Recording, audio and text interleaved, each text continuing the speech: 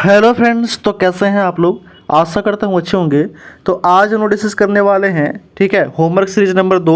और homework series number first जो था वो हम लोग पिछले वीडियो में कंप्लीट कर लिए थे और बहुत ही अच्छे तरीके से हम लोग 75 क्वेश्चन जो है फुल डिस्कशन के साथ देखे थे। और आज हम लोग इस वीडियो में डिस्कस करने वाले हैं ज्ञान बिंदु जीएस एकेडमी रोशन सर के द्वारा चलाया जा रहा है ये होमवर्क सीरीज बिहार दरोगा स्पेशल के लिए। ठीक है, इसमें आपको मोस्ट इंपॉर्टेंट 75 क्वेश्चन दिया जाता है। ठीक है, फिर ये सभी जीएस का जितने भी जो है वो सब्जेक्ट है लगभग सभी से ऐड किया जाता है।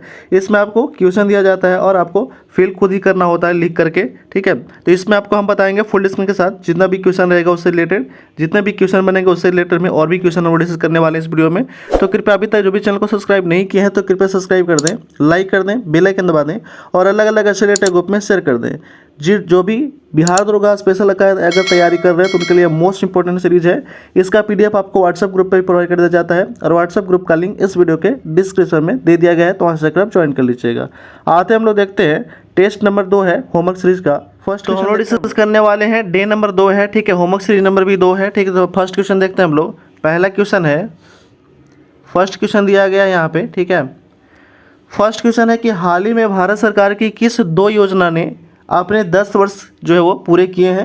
तो 10 वर्ष पूरे किए हैं यानी कि ठीक है 2014 में जो भी योजना चालू होगा वो 10 वर्ष पूरा कर लिया होगा। जैसे जनधन योजना, ठीक है, जनधन योजना हो गया, जल जीवन योजना, मिशन इंद्रधनुष योजना, स्वच्छ भारत मिशन योजना, ये सभी योजनाएं हो जाएगी। नेक्स्ट है, अगला पॉइंट दिया गया है वो है आपका कि स्मार्ट सिटी मिशन योजना कब शुरू किया गया था। तो स्मार्ट सिटी मिशन योजना जो था ये 2015 में शुरू किया गया था। और ये पहला कौन बना था स्मार्ट सिटी, तो भुवनेश्वर बना था। कौन बना था, तो भुवनेश्वर बना था, ये भी ध्यान रखिएगा। भुवनेश्वर जो था वो पहला बना था। और 100वां जो है वो कौन बन गया है, तो 100वां शिलोंग बन गया है। कौन बन गया है, तो शिलोंग बन गया है 100वां शहर। नेक्स्ट है, अगला पॉइंट दिया गया है, अगला क्वेश्चन है वो है आपका कि आयुष्मान भारत योजना कब शुरू किया गया था। तो आयुष्मान भारत योजना जो था वो 2018 में शुरू किया गया था। और ये कहाँ से, तो छत्तीसगढ़ के, ठीक है, छत्तीसगढ़ के बीजापुर से शुरू किया गया था ये। ठीक है, छत्तीसगढ़ के बीजापुर से शुरू किया गया था। नेक्स्ट है, अगला क्वेश्चन दिया गया है, अगला प्रश्न है कि 33वीं प्रगति बैठक का आयोजन कहाँ किया गया और इसका उद्घाटन किसने किया था। तो कहाँ किया गया था, तो ये किया गया था आपका नई दिल्ली में किया गया था। कहाँ पे, तो नई दिल्ली में जो था ये किया गया था। और किसने किया था, तो पीएम नरेंद्र मोदी ने किए थे। ठीक है, पीएम नरेंद्र मोदी ने, ठीक है, नरेंद्र मोदी ने किए थे। नेक्स्ट है, अगला पॉइंट दिया गया है कि मिशन प्रगति कब लॉन्च किया गया था। तो लॉन्च किया गया था आपका 2015 में। कब, तो 2015 में लॉन्च किया गया था। ठीक है, अगला प्रश्न है कि आरक्षण के भीतर आरक्षण को एसी की अध्यक्षता वाली किस समिति के द्वारा लागू किया गया था। ठीक है, आरक्षण के भीतर आरक्षण को एसी की किस अध्यक्षता वाली समिति के द्वारा लागू किया गया था। तो डीवाई चंद्रचूड़ के द्वारा समिति एक था, ठीक है, जिनका, ठीक है, अध्यक्ष थे ये। तो डीवाई चंद्रचूड़ जो थे इनकी अध्यक्षता में जो था ओबीसी यानी कि एससी की अध्यक्षता किया गया था। इसमें ओबीसी के 2 कैटेगरी थी, BC 1 और BC 2 को जो है वो, ठीक है, ये दिया गया था, मान्यता दिया गया था, लागू किया गया था।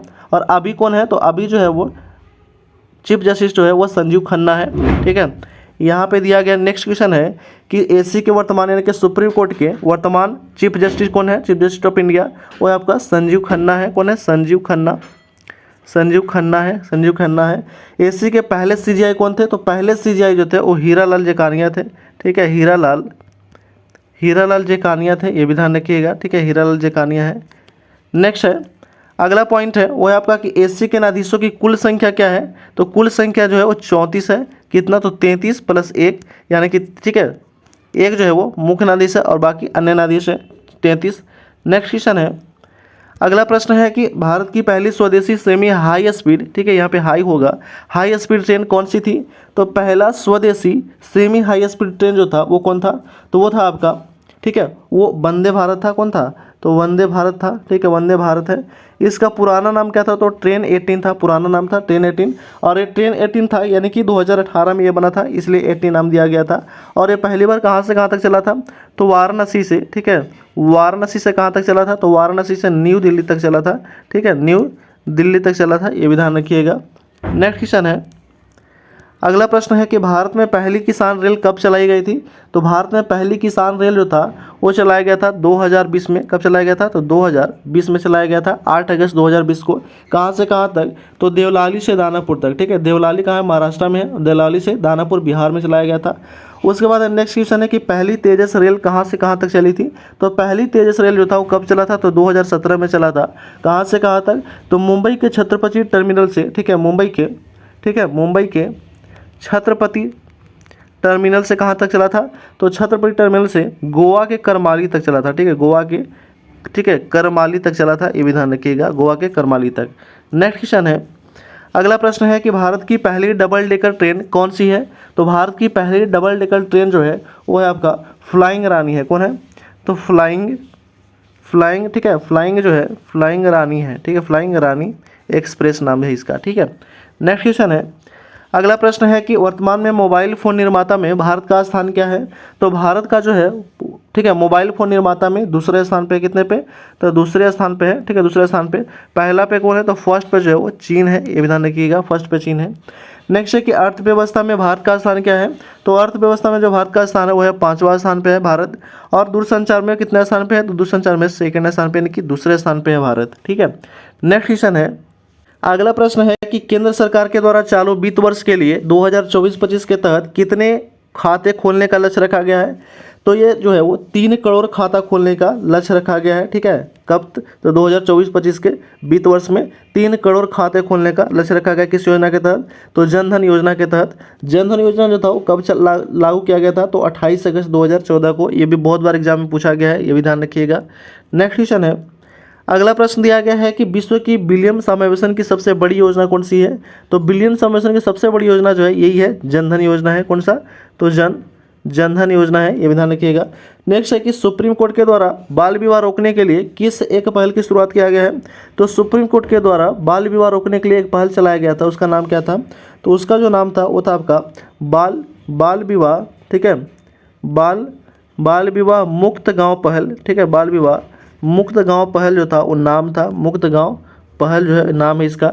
नेक्स्ट क्वेश्चन है, अगला प्रश्न दिया गया है वो है आपका कि वर्तमान में बाल विवाह के सर्वाधिक जो है वो किस राज्य में प्रचलित है।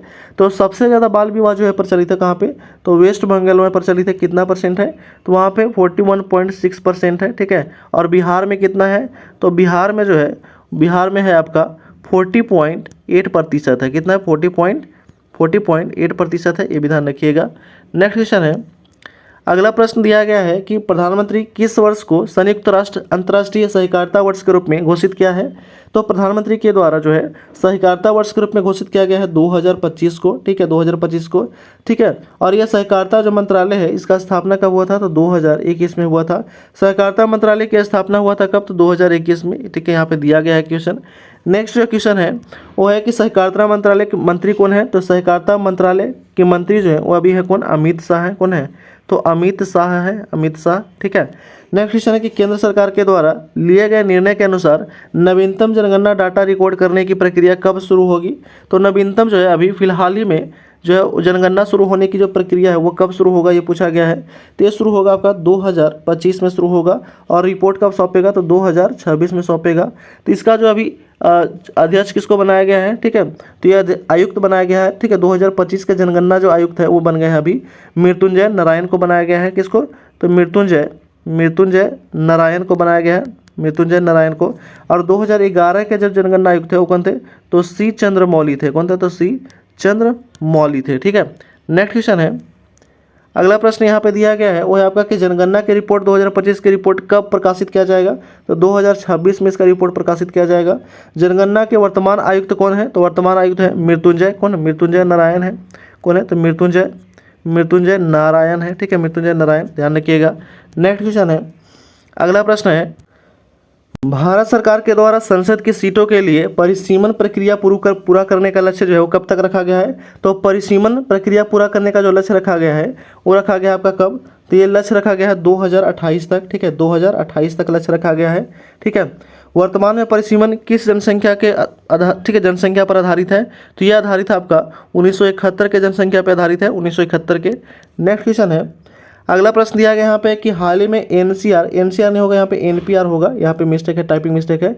एनपीआर को अपडेट किया गया है। तो एनपीआर को लागू करने वाला पहला राज्य कौन बन गया है, तो एनपीआर को लागू करने वाला पहला राज्य बन गया है असम बन गया है। कौन बन गया है, तो असम। ठीक है, एनपीआर का फुल फॉर्म क्या होता है, तो नेशनल, ठीक है, नेशनल पॉपुलेशन रजिस्टर होता है, ठीक है, नेशनल पॉपुलेशन रजिस्टर होता है। आज का लागू करने वाला पहला राज्य कौन बन गया है, तो असम बना है। नेक्स्ट क्वेश्चन है, अगला यहाँ पे प्रश्न पूछा गया है, यहाँ पे एनपीआर होगा, ठीक है। तो अगला प्रश्न है कि एनपीआर को किस वर्ष लागू किया गया था, तो लागू किया गया था आपका 2010 में, ठीक है। 2011 के जनगणना के 1 वर्ष पहले लागू किया गया था। अगला क्वेश्चन है कि गुरुत्वीय नियतांक का मान किसके, ठीक है, किसने दिया था और इसका संकेतक क्या होता है। तो गुरुत्वीय नियतांक का जो मान है ये दिया था किसने, तो हेनरी कैवेंडिश ने दिया था, हेनरी कैवेंडिश ने दिया था, ये भी ध्यान रखिएगा। और इसका जो संकेत हो क्या है, तो जी है, और जी का मान कितना होता है, तो 6.67 इंटू 10⁻11 न्यूटन मीटर स्क्वायर पर केजी स्क्वायर होता है, ये भी ध्यान रखिएगा, पर केजी स्क्वायर होता है।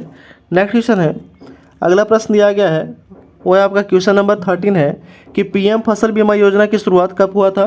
तो पीएम फसल बीमा योजना की शुरुआत हुआ था कब, तो 2016 में। और ये क्वेश्चन लगभग जो है जितना भी लगभग यहाँ से 70-80% क्वेश्चन बिहार दरोगा में पूछ लिया गया ऑलरेडी, ठीक है। नेक्स्ट क्वेश्चन है, अगला प्रश्न है कि संविधान के लागू होने के समय मूल अधिकारों की संख्या कितनी थी। तो संविधान जब लागू हुआ था उस समय मूल अधिकारों की संख्या कितना था, तो 7 था। कौन कौन था, ठीक है, तो समानता का अधिकार था, ठीक है, समानता का अधिकार। दूसरा था आपका स्वतंत्रता का अधिकार, ठीक है, स्वतंत्रता का अधिकार। तीसरा जो था आपका शोषण का अधिकार था, ठीक है, शोषण का अधिकार था। चौथा था आपका धार्मिक अधिकार, ठीक है, धार्मिक अधिकार था। पांचवा जो था वो शिक्षा का अधिकार था, ठीक है। छठा संपत्ति था। और सातवां जो था वो था संवैधानिक था। कौन था, तो संवैधानिक था, ठीक है, सातवां संवैधानिक था। लेकिन क्या किया गया था कि 44वां संविधान संशोधन जो था 1978 में, 44वां संविधान संशोधन 1978 के तहत क्या कर दिया गया था कि संपत्ति के अधिकार को हटा करके इसको गैर कानूनी अधिकार कर दिया गया था और इसको 300 के क में जो है वो रखा गया है, ये भी ध्यान रखिएगा। अभी वर्तमान में कितने हैं, तो वर्तमान में मूल अधिकारियों की संख्या कितना है, तो 6 रह गया है। और मूल अधिकार कहाँ से लिया गया है, तो यूएसए के संविधान से लिया गया है, ये भी आपको ध्यान में रखना है। और भाग नंबर 3 में इसका चर्चा मिलता है, ये भी ध्यान रखिएगा। नेक्स्ट क्वेश्चन है, अगला प्रश्न है कि केसरी और मराठा पत्रिका का संपादन किसने किया था।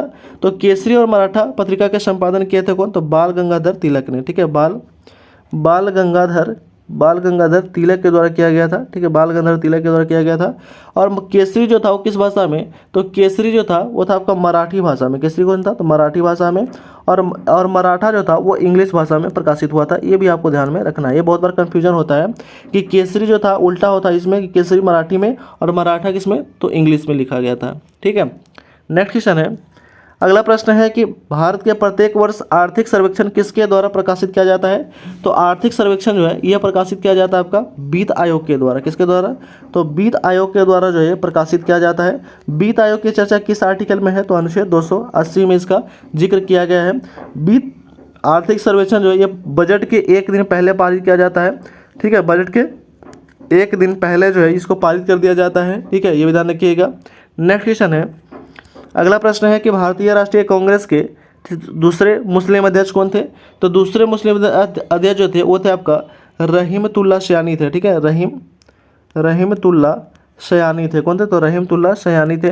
और ये कब अध्यक्षता किए थे, तो ये कोलकाता अधिवेशन 1896 में अध्यक्षता किए थे, ठीक है। उसी समय राष्ट्रीय गान गाया गया था।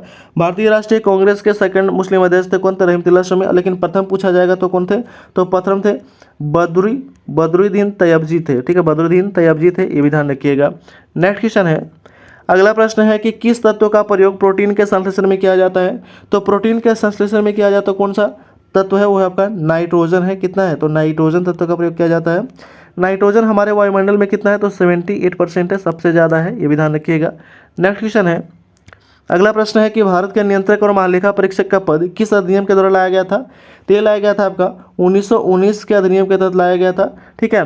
सीएजी शॉर्ट में इसको कहते हैं सीएजी, और सीएजी का फुल फॉर्म होता है control auditor general of India होता है। और ये कौन सा आर्टिकल में इसका चर्चा मिलता है, तो आर्टिकल 148 से लेकर के 151 में इसका चर्चा किया गया है, ठीक है।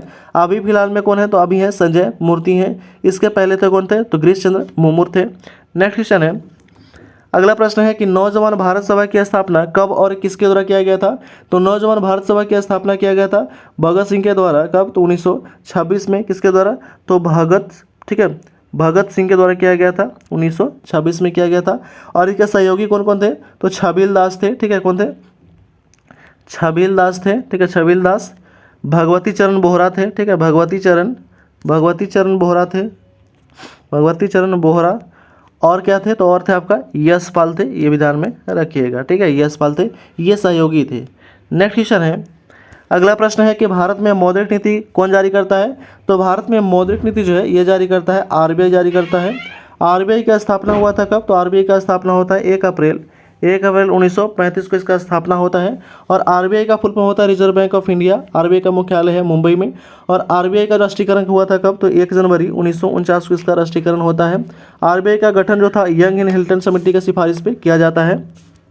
अगला प्रश्न है कि बौद्ध धर्म से संबंधित धर्मराज्य का स्तूप का निर्माण किसने कराया था और यह कहाँ स्थित है? तो यह निर्माण करवाया था अशोक ने, ठीक है, अशोक ने करवाया था। और ये कहाँ पे है? तो वाराणसी में स्थित है। वाराणसी में जो है ये स्थित है। सांची का स्तूप जो है, ठीक है, सांची का स्तूप का निर्माण भी करवाया था अशोक ने। नेक्स्ट क्वेश्चन है, अगला प्रश्न है कि सार्वभौमिक टीकाकरण के लिए कौन सी योजना चलाई गई थी और इसमें कब शुरू किया गया था? तो ये योजना चलाया गया था आपका 2014 में। किसने कौन सा योजना था? तो मिशन इंद्रधनुष योजना था, ठीक है, इंद्रधनुष योजना, जिसमें 7 टीका था। 7 टीका जो है वो कौन कौन सा था? तो डिप्थीरिया, काली खांसी, टेटनस, पोलियो, तपेदिक, खसरा और हेपेटाइटिस बी। नेक्स्ट क्वेश्चन है, UNEP United Nation environment programme की स्थापना किस सम्मेलन में किया गया था? तो ये किया गया था आपका स्टॉकहोम सम्मेलन, ठीक है, स्टॉकहोम सम्मेलन 1972 में किया गया था, 1972 में। और विश्व पर्यावरण दिवस जो है इसी सम्मेलन में 5 जून को मनाया जाता है हर साल। और पहली बार पर्यावरण दिवस कब मनाया गया था? तो 1973 में, 1973 में पहली बार मनाया गया था। नेक्स्ट क्वेश्चन है, अगला प्रश्न है कि मानव मस्तिष्क का सबसे छोटा भाग कौन सा है? तो मानव मस्तिष्क का सबसे छोटा भाग जो है वो है आपका सेरेबेलम है। सेरेबेलम है। सेरेबेलम का अन्य नाम जो है वो अनुमस्तिष्क है, ठीक है, अनुमस्तिष्क है। नेक्स्ट क्वेश्चन है, अगला प्रश्न है कि भारत में मंत्रिपरिषद का आकार क्या होता है और इसे किस अधिनियम के द्वारा निर्धारित किया गया है? तो भारत में मंत्रिपरिषद का जो आकार होता है वो लोकसभा का 15% होता है। और इसमें जो है वो कौन सा संविधान संशोधन? तो 91वां संविधान संशोधन 2003 में जो था इसका निर्धारित किया गया था। नेक्स्ट क्वेश्चन है, अगला प्रश्न है कि नर्मदा नदी किन 2 पहाड़ियों के मध्य होकर गुजरता है? तो नर्मदा नदी जो है वो विंध्य पहाड़ी और, ठीक है, विंध्य और सतपुड़ा पहाड़ी के मध्य है। विंध्य और कौन है? सतपुड़ा पहाड़ी के मध्य स्थित है, ठीक है, नर्मदा नदी विंध्य और सतपुड़ा के मध्य में। इसका उद्गम स्थल कहाँ है? तो उद्गम स्थल जो है वो अमरकंटक है, अमरकंटक है, ये भी ध्यान रखिएगा। और नर्मदा नदी का लंबाई पूछ लिया जाएगा तो कितना है? तो नर्मदा नदी का जो लंबाई है वो है आपका 13-12 किलोमीटर है, ये भी ध्यान रखिएगा, 13-12 किलोमीटर। और इसके सहायक नदी जो कौन कौन से हैं? तो वह आपका ओरसंग है, तवा है, बंजर है, दुग्धारा जलप्रपात भी है इसी नदी पे, और कपिलधारा जलप्रपात भी इसी नदी पे है। नेक्स्ट क्वेश्चन है, अगला प्रश्न है कि जैव विविधता अधिनियम किस वर्ष पारित किया गया था? तो जैव विविधता अधिनियम जो था ये पारित किया गया था आपका 2002 में पारित किया गया था। और ये कब मनाया जाता है जैव विविधता दिवस? तो 22 मई को मनाया जाता है, ये भी ध्यान में रखना है। नेक्स्ट क्वेश्चन है, अगला प्रश्न है कि पीएम गरीब कल्याण रोजगार योजना की शुरुआत कहाँ से किया गया था? तो पीएम गरीब कल्याण रोजगार योजना की शुरुआत जो है ये किया गया था कहाँ पे? तो ये किया गया था आपका बिहार में किया गया था। और बिहार में कहाँ से किया गया था? तो बिहार में खगड़िया जिला से, ठीक है, खगड़िया जिला से किया गया था। और ये कब शुरू किया गया था? तो मार्च 2020 में शुरू किया गया था। नेक्स्ट क्वेश्चन है, अगला प्रश्न दिया गया है कि सर्वोच्च न्यायालय के जजों का वेतन ठीक है संविधान के किस अनुच्छेद के द्वारा निर्धारित किया जाता है? तो सर्वोच्च न्यायालय के जो जजों का वेतन है वो अनुच्छेद, ठीक है, अनुच्छेद 125 में जिक्र किया गया है। और ये कहाँ से दिया जाता है? तो संचित निधि से इनका वेतन जो है वो दिया जाता है, ठीक है, संचित निधि से इनका वेतन जो है वो दिया जाता है। नेक्स्ट क्वेश्चन है, यहाँ पे बायोलॉजी, फिजिक्स, केमिस्ट्री और इकोनॉमिक्स के अब क्वेश्चन आएगा, देखते हैं हम लोग। दिया गया कि पूंजीवादी अर्थव्यवस्था के उद्गम स्रोत के किस पुस्तक में माना जाता है? तो पूंजीवादी अर्थव्यवस्था के जो उद्गम स्रोत है वो कौन सा पुस्तक में माना जाता है? तो वेल्थ ऑफ, ठीक है, वेल्थ ऑफ नेशन में माना जाता है, ठीक है, वेल्थ ऑफ नेशन में माना जाता है। वेल्थ ऑफ नेशन किसकी पुस्तक है? तो एडम स्मिथ का पुस्तक है, ठीक है, एडम स्मिथ का पुस्तक है। और इसका प्रकाशन कब होता है? तो इसका प्रकाशन होता है 1776 में, ये भी आपको ध्यान में रखना है, 1776। नेक्स्ट क्वेश्चन है, अगला प्रश्न दिया गया है कि कृषि और उससे संबंधित क्षेत्र को अर्थव्यवस्था के किस श्रेणी में रखा गया है? तो यह रखा गया आपका प्राथमिक श्रेणी में रखा गया, यानी कि प्रथम श्रेणी में रखा गया है। दूसरा में कौन कौन सा आता है? तो दूसरा में जो है ऑटोमोबाइल उद्योग वगैरह आता है। तीसरा में क्या आता है? तो तीसरा में सेवा संबंधी आता है, जैसे, ठीक है, सेवा, शिक्षा, चिकित्सा, ये सभी आते हैं। नेक्स्ट क्वेश्चन है, अगला प्रश्न है कि गैस जल विद्युत आपूर्ति अर्थव्यवस्था को किस क्षेत्र के विषय है? तो यह जो है वो आपका दूसरे क्षेत्र का विषय है, ठीक है, दूसरा क्षेत्र का विषय है। नेक्स्ट क्वेश्चन है, अगला प्रश्न दिया गया है कि निम्न में से कौन सा तृतीय क्षेत्र का विषय नहीं है, तो आपका वस्त्र और पोशाक जो है वो तीसरे क्षेत्र का, ठीक है, तीसरे क्षेत्र का विषय जो है वो नहीं है। ये कौन सा है, तो सेकेंड क्षेत्र का है। नेक्स्ट क्वेश्चन है, बाकी सभी जो है वो, ठीक है, बाकी सभी तीसरा क्षेत्र का, चिकित्सा, hotel, real estate. Next question है, अगला प्रश्न दिया गया है कि भारतीय अर्थव्यवस्था का सेक्टर विभाजन किसके द्वारा किया जाता है, तो सेक्टर विभाजन किया गया था किसके द्वारा, तो किंग जॉर्ज फिशर के द्वारा, किंग जॉर्ज फिशर के द्वारा जो था इसका विभाजन किया गया था। नेक्स्ट क्वेश्चन है, अगला प्रश्न है कि सहकारी हस्तक्षेप की नीति को अपनाने का समर्थन अर्थव्यवस्था के किस स्वरूप में दिया गया है, तो यह दिया गया आपका पूंजीवादी अर्थव्यवस्था में दिया गया है। किसमें, तो पूंजीवादी अर्थव्यवस्था में दिया गया है, ठीक है, पूंजीवादी अर्थव्यवस्था में दिया गया, ये भी ध्यान रखिएगा। नेक्स्ट क्वेश्चन है, अगला प्रश्न है कि समाजवादी अर्थव्यवस्था का विचार किसके द्वारा किया गया था, तो समाजवादी अर्थव्यवस्था का जो विचार है यह दिया गया था किसके द्वारा, तो यह दिया गया था आपका कार्ल मार्क्स के द्वारा दिया गया था। किसके द्वारा, तो कार्ल मार्क्स के द्वारा दिया गया था। कार्ल मार्क्स का जन्म कब हुआ था, तो 1813 में जर्मनी में जन्म होता है और इसके पुस्तक का नाम क्या है, तो दास कैपिटल है, ठीक है, दास कैपिटल। कार्ल मार्क्स के पुस्तक का नाम है दास कैपिटल। नेक्स्ट क्वेश्चन है, वैसी अर्थव्यवस्था जिनका अन्य अर्थव्यवस्था के साथ कोई आर्थिक संबंध नहीं होता है वह क्या कहलाता है, तो वह कहलाता है आपका बंद अर्थव्यवस्था कहलाता है, ठीक है, बंद अर्थव्यवस्था कहलाता है, बंद अर्थव्यवस्था कहलाता है। नेक्स्ट क्वेश्चन है, अगला प्रश्न है कि भारत में किस प्रकार की अर्थव्यवस्था प्रचलित है, तो भारत में जो है वो आपका मिश्रित प्रकार की अर्थव्यवस्था प्रचलित है, मिश्रित अर्थव्यवस्था जो है वो प्रचलित है, मिश्रित अर्थव्यवस्था। नेक्स्ट क्वेश्चन है, अगला प्रश्न है कि भारत में पहली बार राष्ट्रीय आय का आकलन कब किया गया था, तो भारत में पहली बार राष्ट्रीय आय का आकलन किया गया था 1868 में किसके द्वारा, तो दादा भाई, ठीक है, दादा भाई नौरोजी के द्वारा जो था ये किया गया था, दादा भाई नौरोजी के द्वारा किया गया था। और उस समय जो था वो आय कितना बताया गया था, तो 20 रुपया जो था वो आय बताया गया था, ठीक है। दादा भाई नौरोजी का पुस्तक है poverty and un-British rule India में उसका जिक्र किया गया है, ठीक है। नेक्स्ट क्वेश्चन है, और ये जितने भी आपको क्वेश्चन कराया जा रहा है, ठीक है, क्वेश्चन के साथ साथ डिस्कशन भी आप देख रहे हैं कि बहुत ही ज़बरदस्त तरीके से कराया जा रहा है आपको। तो अगर अच्छे से आप सेट प्रैक्टिस को 2 से 3 बार देख लेते हैं तो आपको जितना भी क्वेश्चन कराया जा रहा है या उससे रिलेटेड जितना भी आपको एक्स्ट्रा फैक्ट बताया जा रहा है वो सभी आपको याद हो जाएगा, ठीक है। वीडियो को देखने से पहले एक बार क्या करिएगा कि पेन और कॉपी लेके बैठिएगा या फिर ये सीट जो है वो निकाल लीजिएगा पहले, ठीक है।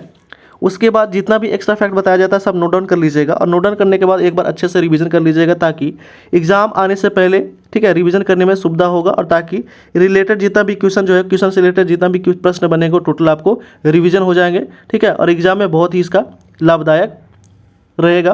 तो कृपया अभी तक जो भी चैनल को सब्सक्राइब नहीं किए हैं तो कृपया सब्सक्राइब जरूर से जरूर कर दें, लाइक कर दें, बेल आइकन दबा दें और अलग अलग ऐसे रिलेटेड ग्रुप में शेयर कर दें। इसके पहले जो था होमवर्क सीरीज फर्स्ट जो नहीं देखे हैं उनके लिए ठीक है, उनके लिए प्लेलिस्ट भी बना दिया गया है और प्लेलिस्ट में डाल दिया जाएगा और इस वीडियो के डिस्क्रिप्शन में दे दिया गया है लिंक, तो वहाँ से जाकर आप देख लीजिएगा, ठीक है। आते हैं हम लोग नेक्स्ट क्वेश्चन की ओर। अगला प्रश्न है, दिया गया है कि मूल मात्रकों की कुल संख्या कितनी होती है, तो मूल मात्रकों की कुल संख्या 7 होता है। कौन कौन सा, तो द्रव्यमान होता है, ठीक है, द्रव्यमान होता है, समय होता है, ठीक है, द्रव्यमान, समय, लंबाई होता है, तापमान होता है, ठीक है, तापमान होता है। उसके बाद क्या होता है, तो विद्युत धारा होता है, ठीक है, विद्युत धारा होता है। फिर ज्योति तीव्रता होता है, ठीक है, ज्योति तीव्रता होता है और पदार्थ की मात्रा होता है। तो यहाँ पे आपको जो है स्पष्ट अगर लिखा नहीं होगा तो हम जो बोल रहे हैं उसको आप ध्यान से लिख लीजिएगा, ठीक है, क्योंकि यहाँ पे जो है वो थोड़ा सा स्पेस कम होता है, इसकी वजह से लिखने में प्रॉब्लम होती है, ठीक है।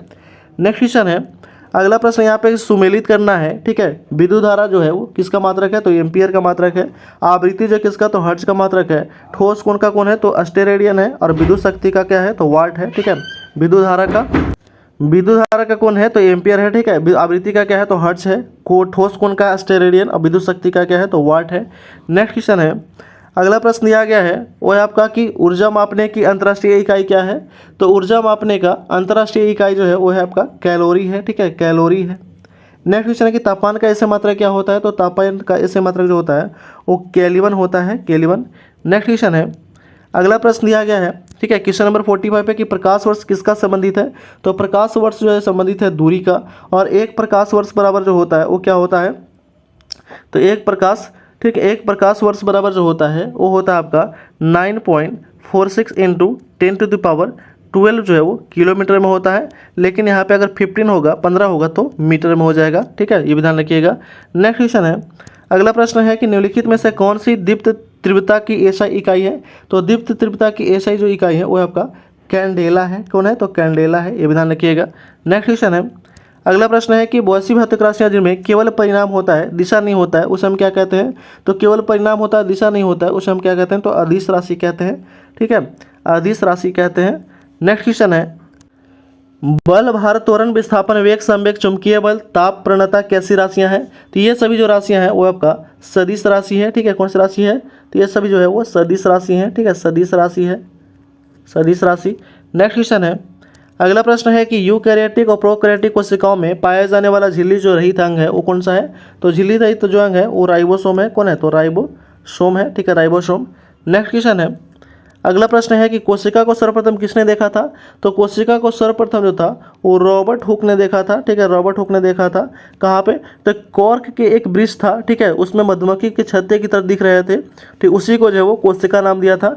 और ये कब देखा था? तो 1665 में देखा था। ठीक है, कॉर्क के पेड़ में। नेक्स्ट क्वेश्चन है, अगला प्रश्न है कि किसी कोशिका का कौन, ठीक है, किसी कोशिका का कौन सा कोशिकांग अवशिष्ट, ठीक है, अवशिष्ट निपटान में मदद करता है? तो अवशिष्ट निपटान में जो मदद करता है वो आपका लाइसोसोम करता है। कौन करता है? तो लाइसोसोम करता है, ये भी ध्यान रखिएगा। लाइसोसोम का खोज किया था कौन? तो डी डुबे ने किया था। ठीक है, डी डुबे ने किया था। कब किया था?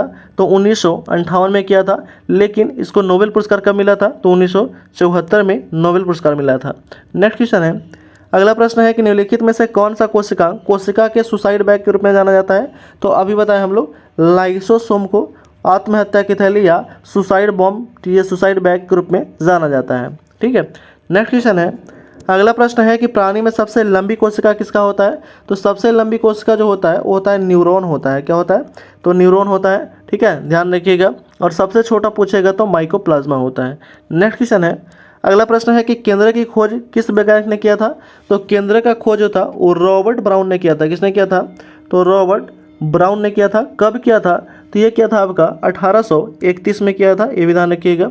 नेक्स्ट क्वेश्चन है कि कोशिका के किस कोशिकांग को कोशिका का शक्ति गृह कहा जाता है? तो कोशिका के शक्ति गृह कहा जाता है माइटोकॉन्ड्रिया को कहा जाता है, माइटोकॉन्ड्रिया को कहा जाता है, ये भी ध्यान रखिएगा। माइटोकॉन्ड्रिया के खोज जो था वो किसने किया था? तो अल्बर्ट वॉन ने किया था। कब? तो 1857 में किया था, 1857 में। और नामकरण किसने किया था? तो माइटोकॉन्ड्रिया का नामकरण किया था कार्ल बेंडा ने। कब किया था? तो बेंडा ने किया था नामकरण। कब किया था? तो 1898 में किया था, ये भी ध्यान रखिएगा। नेक्स्ट क्वेश्चन है, अगला प्रश्न है कि कोशिका की सबसे बाहरी दीवार का नाम बताइए, क्या होता है? तो सबसे बाहरी दीवार को कहा जाता है कोशिका झिल्ली कहा जाता है। ठीक है, कोशिका झिल्ली कहा जाता है सबसे बाहरी दीवार को। और अगर यही पादप में होगा तो कोशिका भित्ति कहते हैं। नेक्स्ट क्वेश्चन है, अगला प्रश्न है कि कोशिका में वितरित होने वाले अणुओं के लिए प्राथमिक पैकेजिंग एरिया का काम करने वाले अंग का नाम क्या बताइए, क्या होता है? तो कोशिका के वितरित होने वाले अणुओं के लिए प्राथमिक पैकेजिंग एरिया का काम करने वाले अंग का नाम जो है वो क्या होता है? तो होता है आपका, उसका जो नाम है वो आपका गोल्जी बॉडी होता है। क्या होता है? गोल्जी बॉडी होता है, गोल्जी बॉडी। गोल्जी बॉडी का खोज किया था किसने? तो कैमिलो गोल्जी ने। कब किया था? तो 1898 में इसका खोज किया गया था। नेक्स्ट क्वेश्चन है, अगला प्रश्न दिया गया कि सर्वप्रथम जीवित कोशिका का अवलोकन किसने किया था? तो जीवित कोशिका का अवलोकन किया था, ठीक है, लीवेन हॉक ने किया था। कौन किया था? तो लीवेन हॉक ने। कब किया था? तो 1674 में किया था। और किस में देखा था? तो स्पाइरोगोरस नामक सवाल में देखा था ये सबसे पहले। नेक्स्ट क्वेश्चन है कि वैज्ञानिक हेक्सले ने जीवन का भौतिक आधार किसने कहा था? तो वैज्ञानिक हेक्सले ने जीवन का भौतिक आधार कहा था किसको? तो जीव द्रव को कहा था। किसको? तो जीव द्रव को कहा था। जीव द्रव का खोज जो था वो किसने किया था? तो डुर्जा डी ने किया था। ठीक है, डुर्जा डी ने किया था। कब किया था? तो 1835 में किया था। ठीक है, और इसका नाम जो था वो कौन दिया था? तो नाम पुरकेंजे ने दिया था 1839 में। ठीक है, पुरकेंजे ने। नेक्स्ट क्वेश्चन है, अगला प्रश्न दिया गया है कि कौन से कोशिकांग में श्वसन और ऊर्जा से संबंधित रासायनिक प्रक्रियाएं होती हैं? तो रासायनिक प्रक्रियाएं होती है कहाँ पे? तो माइटोकॉन्ड्रिया में होता है। ठीक है, माइटोकॉन्ड्रिया में होता है, ये भी ध्यान रखिएगा कि माइटोकॉन्ड्रिया में होता है। और ये किस रूप में ऊर्जा मिलता है? तो एटीपी के रूप में। एटीपी का फुल फॉर्म होता है कितना एटीपी? तो 32 एटीपी मिलता है। और एटीपी का फुल फॉर्म होता है एडिनोसाइन ट्राइफॉस्फेट होता है। नेक्स्ट क्वेश्चन है, अगला प्रश्न है कि कोशिका की ऊर्जा के रूप में किसे जाना जाता है? तो कोशिका के ऊर्जा के रूप में एटीपी को जाना जाता है। एटीपी का फुल फॉर्म भी बताए थे, एडिनोसाइन ट्राइफॉस्फेट। एटीपी के क्वाइन ऑफ एनर्जी के रूप में भी जाना जाता है। ठीक है, वनस्पति कोशिका में क्लोरोफिल का संबंध किससे है? तो वनस्पति कोशिका में जो क्लोरोफिल का संबंध है वो है आपका प्रकाश संश्लेषण से। किसे? तो प्रकाश संश्लेषण में मदद करता है ये। ठीक है, कौन? तो क्लोरोफिल। नेक्स्ट क्वेश्चन है, अगला प्रश्न दिया गया है कि आरबीसी का निर्माण गृह और कब्रिस्तान किसे कहा जाता है। यानी कि आरबीसी का निर्माण जो है वो कहाँ पे होता है, तो आरबीसी का निर्माण होता है अस्थि मज्जा में होता है, ठीक है, अस्थि मज्जा में निर्माण होता है। और कब्रिस्तान किसको कहा जाता है, तो प्लीहा को कब्रिस्तान कहा जाता है आरबीसी का। आरबीसी का फुल फॉर्म क्या होता है, तो रेड ब्लड सेल होता है। नेक्स्ट क्वेश्चन है, अगला प्रश्न है कि कोशिकाएं मिलकर प्राथमिक रूप से किनका निर्माण करती हैं, तो कोशिकाएं मिलकर के टिश्यू यानी कि ऊतक का निर्माण करती हैं। किसका, तो ऊतक का निर्माण करती हैं। नेक्स्ट क्वेश्चन है, अगला प्रश्न है कि प्लाज्मा झिल्ली किसे कहते हैं जो प्रोटीन और लिपिड से मिलकर बना होता है, तो प्रोटीन और लिपिड से मिलकर बना होता है उसे हम कहते हैं कोशिका झिल्ली या प्लाज्मा झिल्ली, उसी को कहा जाता है। ठीक है, कोशिका झिल्ली या प्लाज्मा झिल्ली होता है। नेक्स्ट क्वेश्चन है, अगला प्रश्न है कि गुणसूत्री धागे के समान संरचना कहाँ पाए जाते हैं, तो ये संरचना पाया जाता है कहाँ पे, तो केंद्रक में पाया जाता है। कहाँ पे, केंद्रक में पाया जाता है। और इसको क्या कहा जाता है, धागे जैसी संरचना होती है उसको हम क्रोमैटिन कहते हैं। क्या कहते हैं, तो क्रोमैटिन कहा जाता है। और इसका आकार जो होता है ये इस टाइप का कुछ होता है। ठीक है, ये ध्यान रखिएगा, एग्जैक्ट अगर नहीं बनेगा तो आप लोग देख लीजिएगा, इस टाइप का आकार होता है। ठीक है, नेक्स्ट क्वेश्चन है, अगला प्रश्न है कि मनुष्य में कोशिका का विभाजन मुख्यतः कितने प्रकार से होता है, तो मुख्यतः जो है वो 2 प्रकार के होता है। कितने प्रकार के, 2 प्रकार के। कौन कौन सा, तो एक तो होता है समसूत्री विभाजन, ठीक है, एक होता है समसूत्री और दूसरा क्या होता है, अर्धसूत्री होता है। ठीक है, अर्धसूत्री विभाजन होता है दूसरा। ठीक है, पहला होता है समसूत्री, दूसरा अर्धसूत्री। नेक्स्ट क्वेश्चन है, अगला प्रश्न है कि गुणसूत्र शब्द किस वैज्ञानिक ने प्रदान किया था, तो गुणसूत्र जो शब्द दिया था वो दिया था किसने, तो वो दिया था आपका वाल्डेयर ने दिया था। ठीक है, वाल्डेयर ने दिया था, ये ध्यान रखिएगा। लेकिन खोज अगर पूछेगा तो किसने किया था, तो ये क्या था आपका वाल्थर फ्लेमिंग ने किया था। कि किसने किया था, तो वाल्थर फ्लेमिंग ने खोज किया था, ये भी ध्यान रखिएगा। नेक्स्ट क्वेश्चन है, अगला प्रश्न है कि पादप कोशिकाओं का सबसे बाहरी आवरण निम्न से क्या कहलाता है, तो पादप कोशिकाओं का सबसे बाहरी आवरण कहलाता है कोशिका भित्ति कहलाता है। ठीक है, कोशिका भित्ति कहलाता है। लेकिन यही अगर जंतु में रहता तो क्या होता, कोशिका झिल्ली हो जाता। नेक्स्ट क्वेश्चन है, अगला प्रश्न है कि डीएनए को ड्यूल हेलिक्स प्रारूप में पहली बार किस वैज्ञानिक ने प्रस्तुत किया था, तो प्रस्तावित किया जो था वो किया था आपका वाटसन। ठीक है, वाटसन एवं क्रिक ने किया था, वाटसन और क्रिक ने किया था। ये कब किया था, तो ये किया था आपका 1953 में, 1953 में। और इसका ठीक है, ये जो था उस सिद्धांत कौन दिया था, तो कोशिका सिद्धांत जो दिया था स्लाइडन सोयल ने कब दिया था, तो 1838-39 में दिया था, ये भी ध्यान रखिएगा। नेक्स्ट क्वेश्चन है, अगला प्रश्न है कि कोशिका की क्रियात्मक गतिविधियां किसके द्वारा नियंत्रित होता है, तो कोशिका की जो क्रियात्मक गतिविधियां हैं ये केंद्रक के द्वारा नियंत्रित होता है, ये भी ध्यान रखिएगा। ठीक है, केंद्रक के द्वारा। और केंद्रक का खोज कौन किया था, तो रॉबर्ट ब्राउन ने कब किया था, तो 1831 में। इसके पहले हम लोग बता चुके हैं। नेक्स्ट क्वेश्चन है, अगला प्रश्न है कि 2 या 2 से अधिक युद्ध पदार्थों, ठीक है, शुद्ध पदार्थों के मात्रा के विचार से एक निश्चित अनुपात में संयोग करने से बना पदार्थ क्या कहलाता है, तो बना पदार्थ यौगिक कहलाता है। अगर निश्चित अनुपात नहीं होता तो क्या होता, मिश्रण बनता। और यौगिक का उदाहरण हम लोग देख सकते हैं H2 हो सकता है। ठीक है, H2 हो जाएगा, NH3 हो जाएगा, CO2, ये सभी जो है यौगिक का उदाहरण है। नेक्स्ट क्वेश्चन है, अगला प्रश्न दिया गया है कि ऐसे तत्व जिनमें धातु और धातु और अधातु के गुण पाए जाते हैं उसे हम क्या कहते हैं, तो उसे हम उपधातु कहते हैं। जिसमें धातु और अधातु दोनों के गुण पाए जाते हैं उसे हम क्या कहते हैं, उपधातु कहते हैं। और उपधातु में कौन कौन सा आता है, तो बोरॉन आ जाता है, ठीक है, सिलिकॉन आ जाता है, जर्मेनियम आ जाता है, आर्सेनिक आ जाता है, एंटीमनी आ जाएगा। ठीक है, ये सभी जो क्या है तो उपधातु का उदाहरण है। नेक्स्ट क्वेश्चन है, अगला प्रश्न है कि कौन सा पदार्थ प्राकृतिक में 3 अवस्थाएं पाया जाता है, तो वह आपका जल है। जल जो है वो प्राकृतिक में 3 अवस्थाएं पाया जाता है। नेक्स्ट, और इस वीडियो का लास्ट क्वेश्चन है 75 नंबर क्वेश्चन दिया गया कि पदार्थ की चतुर्थ अवस्था कौन सा है, तो चतुर्थ की जो पहली अवस्था है, जो पहला 3 अवस्था कौन सा है, तो पहला है ठोस अवस्था, दूसरा है द्रव अवस्था और तीसरा है गैस अवस्था। लेकिन यहाँ पे क्वेश्चन पूछा गया था चौथी अवस्था कौन है, तो प्लाज्मा है। चौथी अवस्था कौन है, तो प्लाज्मा है। और 5वीं अवस्था अगर पूछ लिया जाएगा तो क्या हो जाएगा, तो बोस आइंस्टाइन कंडेंसेट। ठीक है, कंडेंसेट, ये भी ध्यान रखिएगा, बोस आइंस्टाइन कंडेंसेट। तो इस तरह हम लोग होमवर्क सीरीज का सेकंड जो था, ठीक है, टेस्ट हम लोग पूरा अच्छी तरह से फुल स्क्रीन के साथ कंप्लीट कर लिए हैं। तो कृपया अभी तक जो भी चैनल को सब्सक्राइब नहीं किए हैं तो कृपया जरूर से सब्सक्राइब कर दें। डेली आपको इस चैनल पे एक जो है वो होमवर्क सीरीज कराया जाएगा फुल स्क्रीन के साथ। ठीक है, इसका PDF आपको व्हाट्सएप ग्रुप पे प्रोवाइड कर दिया जाएगा और व्हाट्सएप ग्रुप का लिंक इस वीडियो के डिस्क्रिप्शन में लिंक दे दिया गया है, तो वहाँ से आप ज्वाइन कर लीजिएगा। Thanks for watching.